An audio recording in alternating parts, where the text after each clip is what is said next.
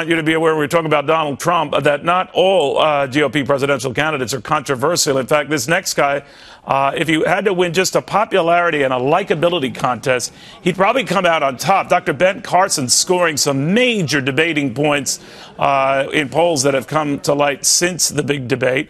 Right now, he's not only in the top 5, but when asked, who do you like the most, he and Marco Rubio are almost like co-prom kings. I don't know whether Dr. Ben Carson would be flattered by that, but he's here with me now. Doctor, good to have you. Well, good to be back now. You're a prom king, I think. But they like you. And you did a great job in the debate, particularly in the end of the debate, with some rather funny comments. It was fun. How do you feel about that? Because now you're getting to be in the big leagues here. You're not just sort of an asterisk. You're in that main group. Well, you know, it says a lot about the American people and their ability to listen and cut through all the crap. Because, you know... Well, you and Trump with that word. Okay.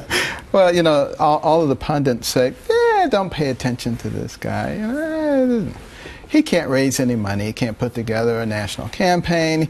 He doesn't know anything except neurosurgery. Well, they say you're a neurosurgeon. You're a genius, you know, a brainiac, but... Yeah, but they try to say you're an idiot savant. That's the only thing you know. I built a career on it, Doctor. But you also talk about how you don't try, even though you're a prominent African-American candidate, you don't make that your end-all and be-all issue. Now, you're in Harlem today, and to hear some of in the African-American press and the mainstream press say it, you're not reaching out to that vote. You're not distinguishing yourself for that vote, and you're letting young black men down. What do you say? I would say simply listen to what I have said before, what I've written about, and what I have done. And that would belie that quite significantly. How so? Because, you know, my wife and I have spent a lot of time in the black community building things up, building reading rooms. Even here in Harlem, we have built a reading room.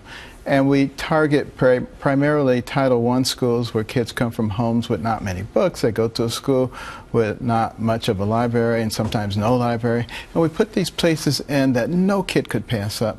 And they really develop a love for reading. And if you get somebody to love reading, you change the trajectory of their life. But you're not much of a braggart, Doctor. And I only say that because good politicians are. But then they create a narrative for you that belies what you just said. The Washington Post said of you, Carson's insistence that racial matters amount almost to nuisance thoughts and pointless exercise and distractions can sound like deep denial and at worst like a willful effort to blame black America for its own Well, problems. that's their interpretation or the narrative that they want to put out. You know, and in no way have I said the things that they say. But what I have said is let's put the emphasis in the right place. You know, when it comes to the Black Lives Matter movement, let's find the solutions. Yes, we all agree that Black Lives Matter, but we're not going to get anywhere by sitting there pointing fingers at each other. What do you think of what happened to Bernie Sanders the other night? He was shouted down with the Black Lives Matter crowd, and he was unable to speak. Donald Trump then criticized him for essentially being a wimp, for not speaking out, speaking up, staying there. Well, you know, there are too many people fighting for attention here. But again... Would you have stayed there if you were shouted down? I don't know. I really don't know. It depends on what the circumstances were, what the security arrangements were, etc. So when you hear Black Lives Matter, Doctor, how do you answer that? Because other candidates have said all lives matter. Well, I would say for a young black male in a major city in America, the #1 cause of death is homicide. And the vast majority of those homicides are occurring at the hands of other black males.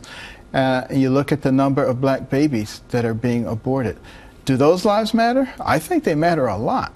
So, you know, we need to be looking at the whole spectrum of how do we save those lives, and more importantly, how do we improve the quality of those lives, because we only have 330 million people in this country. China and India have 1 billion. We have to compete with them. We have to develop all of our lives, every single one of them.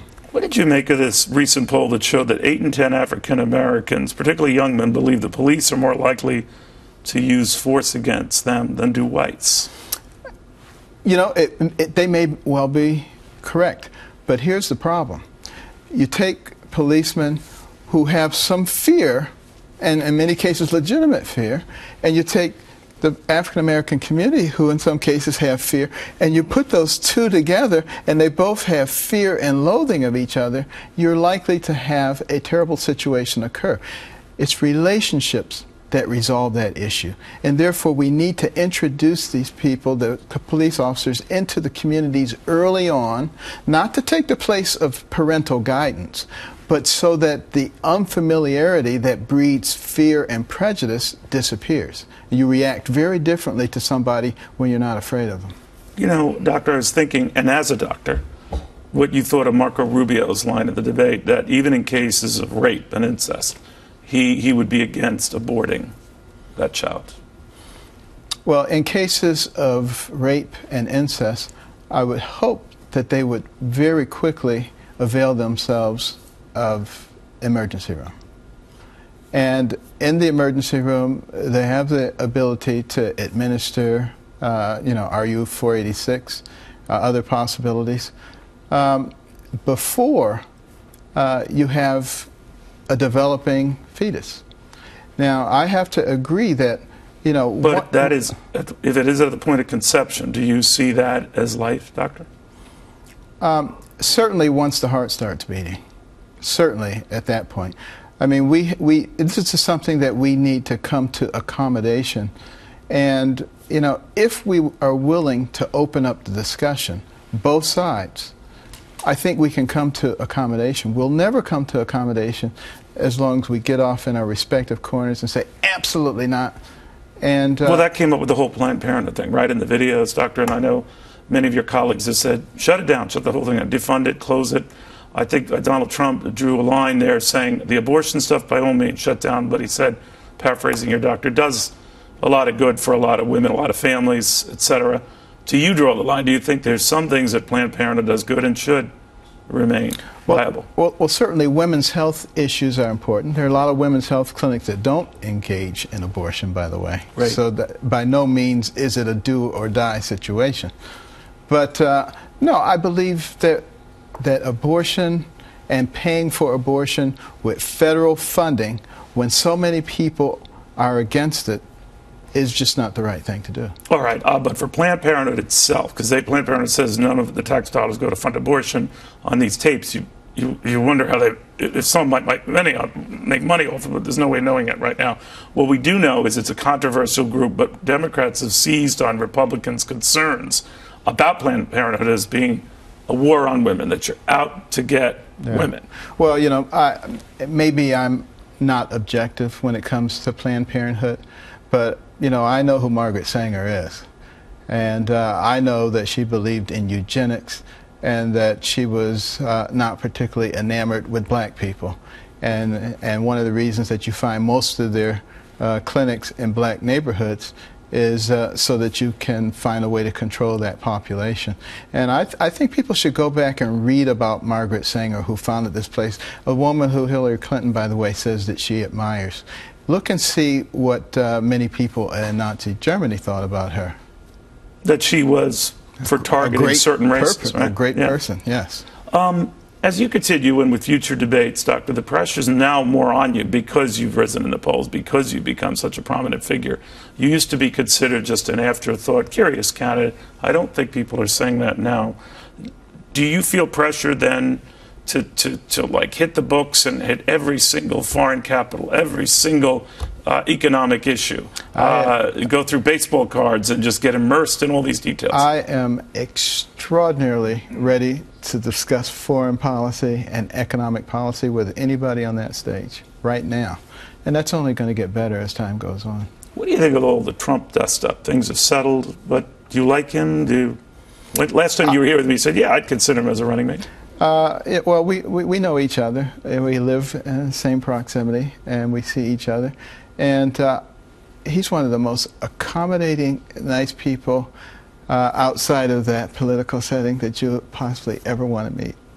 Now, we've got a poll out from a rival news network, just out now, Doctor. You're second in Iowa to Donald Trump. You've moved ahead of Scott Walker. They are really aiming for you now. They're welcome to. The nice thing is, they're going to have to make up stuff. They're good at finding a lot of stuff. Well, let them. Did you have any controversies in the 7th or 8th grade that you want to share now? Well, I did get in this fight with this kid. Doctor, very good seeing you again. All right, Thank good you to see very, you. very much. Thank you, Neil. You could also be a comedy writer with some of the stuff you were saying there. Dr. Ben Carson, in the middle of all of this.